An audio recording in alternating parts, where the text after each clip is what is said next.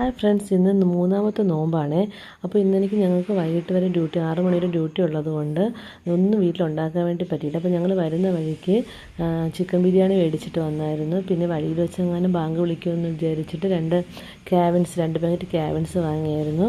അപ്പോൾ പക്ഷേ വീടെത്തുന്നവരെ ബാങ്ക് വിളിച്ചില്ല. അപ്പോൾ വീട്ടിൽ നോമ്പ് കഞ്ഞി കൊണ്ട് വെച്ചിട്ടുണ്ടായിരുന്നു. പിന്നെ വന്ന ഉടനെ തന്നെ പെട്ടെന്ന് ഞങ്ങൾ ഒരു ഷാർജ ഉണ്ടാക്കി കുറച്ച് ഫ്രൂട്ട്സും അരിഞ്ഞ് വെച്ചു.